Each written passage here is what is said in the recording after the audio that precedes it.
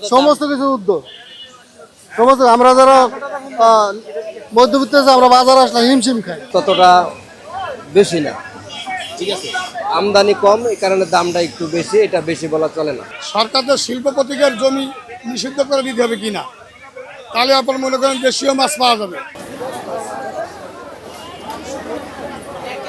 রুই মাছ, পোয়া মাছ, পাঙাশ মাছ, বড় তেলাপিয়া 200 টাকা কেজি, ছোট তেলাপিয়া 160 টাকা কেজি, মৃগেল মাছ জ্যান্তটা 260 টাকা কেজি, মরাটা 230 টাকা কেজি, সব 1.5 কেজি প্লাস।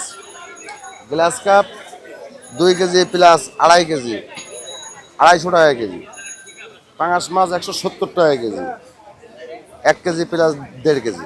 দেশে অঢাল পানি, বৃষ্টির কারণে মাছ কম ওঠে এখন। আর এখন মাছ মানুষ রোপণ করে, এখন তো আমদানি কম হবে, আমদানি হবে শীত মৌসুম পড়বে তখন মাছ আমদানি হবে, সাগরের মাছও ধরতে পারতেছে না। সরকার মনে করেন যে নিরপেক্ষভাবে যদি দেশ চালায় তাহলে চালাতে পারবে, কিন্তু সরকার তো নিরপেক্ষভাবে দেশ চালাচ্ছে না। সরকার যত আছে নিম্ন শ্রেণীর মানুষ এবারে চাপ করতেছে, যত নিম্ন শ্রেণীর যারা খেটে খাওয়া মানুষ তাদের উপরে চাপ করতেছে, সরকার চাপ ফেলাচ্ছে। কই মাছ আছে 180 টাকা কেজি, ঝাটকা ইলিশ আছে 700 টাকা কেজি, আবার পাবদা আছে 300 টাকা কেজি, লইট্টা মাছ আছে সাগরের, ওটা 160 টাকা কেজি। আমাদের এখানে দাম কম সব। বাগদা চিংড়ি আছে 30 টাকা কেজি, 900 টাকা কেজি। পাঙাশ মাছ আছে 150 টাকা কেজি। আর আপনার রসনি চিংড়ি পাবেন এখানে 300 টাকা কেজি। আপনার নারকেলি পাবেন 200 টাকা কেজি। আর আপনার গিলাস কাপ পাবেন, ওইটা পাবেন 250 টাকা কেজি। বড় বড় শিল্পপতিরা যারা আপনার মনে করেন বড় বড় ফ্ল্যাট কিনে মনে করেন বালু ভরাট করতেছে, এই বালু ভরাট যদি না করে তাহলে দেশীয় মাছ বেশি পাওয়া যাবে। সরকারদের শিল্পপতিকের জমি নিষিদ্ধ করে দিতে হবে কিনা, তাহলে আপনার মনে করেন দেশীয় মাছ পাওয়া যাবে।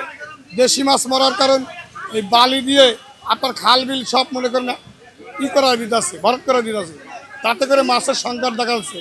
দেশীয় মাছ বাড়ি ভাড়ার থেকে শুরু করে কাঁচা বাজার বলেন, এভরিথিং যে আপনি যে খুচরা বিভিন্ন আমাদের মানে মনিহারি যে জিনিস কিনি, প্রত্যেকটা জিনিসেরই দাম বাড়ছে। এতে আমরা যে মধ্যবিত্ত যে নিম্ন মধ্যবিত্ত শ্রেণীর মানুষজন আছি, আমরা এতে খুবই আপনার মানে হিমশিম খাচ্ছি আপনার মানে বাজার করতে। কারণ আমাদের সেই হারে তো মানে ইনকাম বাড়েনি, কারণ আমরা হচ্ছে যে চাকরি করি, এনজিওতে চাকরি করি, সেখানে তো আমাদের সেই হারে বেতন বাড়ে না, যে হারে আপনার যে জিনিসপত্রের দাম বাড়ছে। সমস্ত কিছু উদ্যোগ সমস্ত আমরা যারা মধ্যবিত্ত আছে আমরা বাজার আসলে হিমশিম